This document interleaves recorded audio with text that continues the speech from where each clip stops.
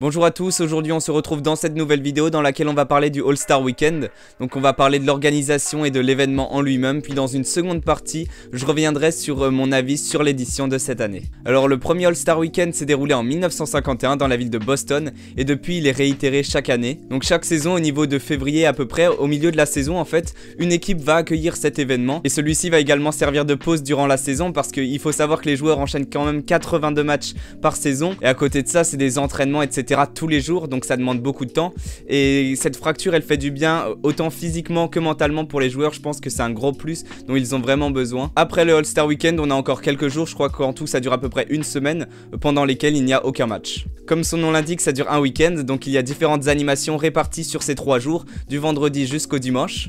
Donc on commence le vendredi avec le Rising Star Challenge. C'est un match de gala dans lequel s'affrontent les meilleurs jeunes joueurs de la NBA. Donc ce sont les rookies et les sophomores, les premières et les deuxièmes années, qui sont sélectionnés pour jouer ce match. A l'époque, ils avaient le même format que All-Star Game, donc c'est-à-dire que l'Ouest affrontait l'Est, mais depuis quelques années, ils ont décidé de mettre en avant un peu les joueurs étrangers, et donc on a l'équipe USA contre l'équipe World, donc l'équipe du monde, et ça permet vraiment de montrer à quel point maintenant le monde s'inclut dans la NBA, et à quel point ce n'est plus seulement une ligue de joueurs américains. On enchaîne ensuite le samedi avec les concours, donc le concours de dunk, le concours à 3 points et le Skills Challenge. Le Skills Challenge, ça va être une sorte de parcours que les joueurs doivent réaliser et qui est là pour mettre un peu en avant les différentes qualités, que ce soit de dribble, de rapidité et de passe, mais également de shoot à la fin, parce que donc à la fin du parcours il faut mettre un shoot à 3 points et c'est très souvent là que se joue vraiment la rivalité. Ça se déroule donc sous la forme d'une poule, on a les quarts de finale, les demi-finales puis enfin la finale. 2 joueurs réalisent le parcours en même temps et le premier à l'avoir terminé passe au tour suivant. Le concours de shoot à 3 points c'est assez simple à comprendre, on a 5 racks de ballons qui sont disposés tout autour de l'arc de cercle à 3 points et chacun de ces racks est constitué de 5 ballons dont le dernier vaut 2 points. Et les joueurs ont également le droit de sélectionner un de ces racks dont tous les ballons vaudront 2 points. Et on a finalement le concours de dunk, sûrement le plus mythique ou du moins celui dont on parle le plus. Les différents candidats vont passer chacun leur tour sur le dunk de leur choix, donc souvent on va quand même prôner la créativité, la difficulté du dunk, le caractère impressionnant de celui-ci, à quel point ils vont loin dans les capacités physiques. Et ces dunks là sont notés par un jury constitué de 5 personnes qui donnent chacun une note de 10 pour au final avoir une note donc de 50 sur chaque dunk. Et le dimanche c'est un peu le grand jour, celui qui attire le plus les regards, et je pense que c'est à ce moment là qu'il y a le plus de gens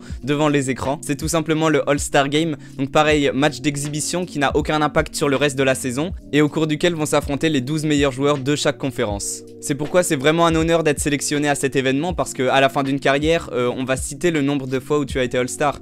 Par exemple, voilà, on va donner les titres, donc que ce soit MVP, le nombre de fois où tu as été meilleur défenseur de l'année, mais ça c'est quand même des titres très prestigieux dont très peu ont la chance d'avoir, alors que le titre de All-Star c'est quand même un peu plus ouvert, on a 24 joueurs chaque année, et c'est quelque chose de très valorisant pour un joueur.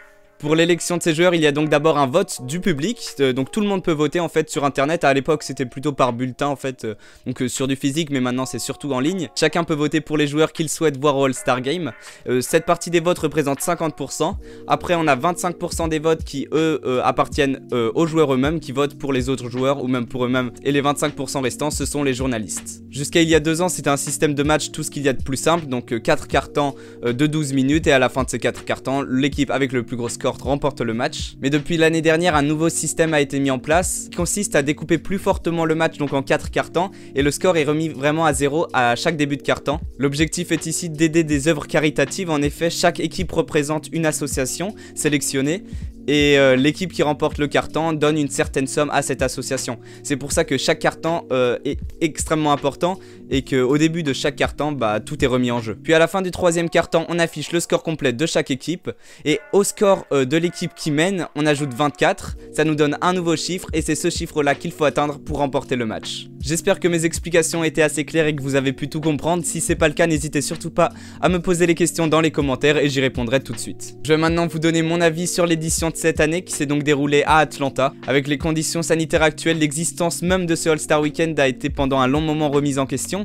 On a vu de nombreux joueurs tels que LeBron James s'exprimer à ce sujet et ne pas voir vraiment l'intérêt de faire ce match-là alors qu'il n'y a aucun public, mais il a finalement eu lieu avec les restrictions sanitaires qui s'en suivent et visiblement il n'y a pas eu de problème. Ils ont tout de même annulé le Rising Star Challenge. Ils ont quand même sélectionné les différents joueurs pour qu'ils aient un titre en fait. Ça leur donne quand même ce titre-là de sélectionner au Rising Star Challenge dans leur palmarès, mais le match n'a pas réellement eu lieu. Donc tout a été compressé en une seule soirée le dimanche. On a d'abord commencé avec le Skills Challenge. C'est rarement ce qu'il y a de plus intéressant, de plus palpitant en fait, mais c'est quand même assez amusant à voir. Il y a vraiment une bonne ambiance souvent parce qu'il y a moins de pression. Les joueurs qui sont là sont plus là pour s'amuser. On a pu voir un Chris Paul rater un layup, Luka Doncic qui n'était clairement pas là pour la win.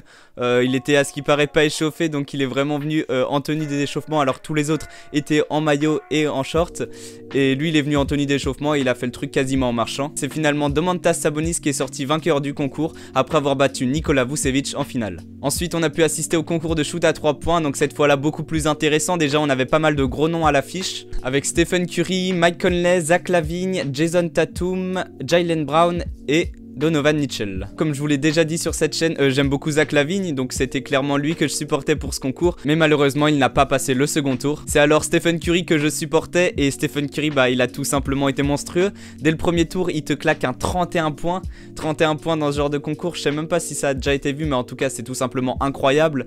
Extrêmement clutch vers la fin, vraiment il a enchaîné tous ses paniers à la fin. Il était accompagné en finale par Mike Conley qui lui aussi a été vraiment chaud parce qu'il a marqué 28 points au premier tour, et par Jason Tatum. Ce dernier a complètement raté sa série sur le deuxième tour, et donc c'était vraiment un duel entre Mike Conley et Stephen Curry. Mike Conley nous met 27 points, 27 points, ça commence quand même à être intimidant. J'étais à fond derrière Stephen Curry et il nous a prouvé qu'on pouvait être à fond derrière lui. Il a mal commencé, je crois que sur le premier rack il en a raté 3 ou quelque chose comme ça. Ensuite même il met du temps à se démarrer, mais sauf que quand il démarre il est lancé, il rate quasiment aucun shoot et il finit donc par marquer le ballon à 2 points qui lui permettent de passer devant en mettant 28 points contre 27 pour Mike Conley. Il y avait une très bonne ambiance, on pouvait voir les joueurs qui étaient aussi, tous les autres participants à fond dans le jeu. Et de voir un score aussi serré, ça fait toujours très plaisir, surtout quand c'est Stephen Curry qui emporte. Il nous a prouvé encore une fois que c'était l'un des meilleurs shooters de tous les temps, si ce n'est le meilleur shooter de tous les temps.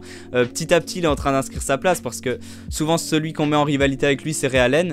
Mais là, Stephen Curry commence à être un sérieux concurrent. Le concours de dunk, je vais vous donner mon avis dessus, même si je pense que vous en avez déjà entendu parler, c'était pas fameux. Et pourtant, ça avait très bien commencé, vraiment, les premiers dunks ont été très impressionnants, on s'attendait à ce que ça continue comme ça. Et alors que le premier round a été très très beau à voir, les deux suivants, vraiment... C'était presque triste, presque... Déjà il y avait zéro ambiance, genre tu voyais les joueurs ils finissaient leur dunk et il y avait quasi pas de célébration, les autres joueurs juste ils regardaient. Et forcément le fait qu'il n'y ait pas de public ça casse tout. Dans ces concours là souvent tu vois t'as tout le monde qui se lève, qui saute sur le terrain. Et en plus de ça, ce qui est assez dommage aussi, c'est qu'il n'y avait pas vraiment de gros joueurs. Donc on a 2 rookies déjà dont on n'entend pas forcément énormément parler. Obi Toppin fait une très bonne saison, mais c'est pas un joueur comme par exemple la Melo Ball que tout le monde va connaître. Donc forcément ça va moins attirer, forcément les gens vont moins avoir envie de regarder. Mais c'est finalement Anthony Simons, joueur aux Blazers, qui a été sacré champion. Puis la soirée s'est terminée avec ce qu'on attendait tous, le All-Star Game. Cette année, il y a eu pas mal de blessés, dont même le capitaine d'une des 2 équipes, Kevin Durant, qui n'a pas pu participer au match. Mais ces blessures-là, bien que ce soit malheureux pour les joueurs et pour le public qui n'a pas pu voir ces joueurs-là en action, ont quand même permis à d'autres joueurs tels que Devin Booker de participer et de recevoir eux aussi ce titre de All-Star. Depuis maintenant 4 ans, la formule a changé et ce sont donc plus la conférence Ouest et la conférence Est qui s'affrontent, mais bien 2 équipes appartenant à un joueur. Les joueurs recevant le plus de votes à l'Est et à l'Ouest vont être nommés capitaines et vont tous deux devoir choisir parmi tous les autres All-Stars qu'ils souhaitent recevoir dans leur équipe. Et cette année, le match était un petit peu plié avant même de commencer. Enfin, tout le monde pronostiquait une victoire de l'équipe de LeBron qui avait beaucoup plus de gros noms. Ces pronostics se sont avérés vrais dès le deuxième quart-temps. On a un premier quart-temps et un troisième quart-temps, je crois, qui se jouent à 1 point près. Donc c'est très peu, mais malheureusement en plus ça permet pas à l'équipe de Durant de donner autant d'argent à leur association. Mais c'est dans le deuxième quart-temps que l'écart va énormément se creuser. Je crois qu'il y a plus de 20 points d'écart dans ce quart-temps, c'est assez énorme. Finalement j'ai quand même pris pas mal de plaisir à regarder, c'était beaucoup de shoot à 3 points, j'ai vu pas mal de gens critiquer ça et dire que ça reflétait le jeu NBA aujourd'hui qui fait plus rien d'autre. Mais je pense surtout que les joueurs se sont vraiment fait plaisir, c'est ce qu'on a pu voir. De toute façon les joueurs au All-Star Game sont pas là à fond pour la win, ils veulent surtout s'amuser, prendre du plaisir et tenter des actions qu'ils iraient jamais tenter en match pendant la saison. Et donc voilà, il y a eu beaucoup de shoot à 3 points, mais je pense pas que ce soit forcément quelque chose que l'on doive critiquer.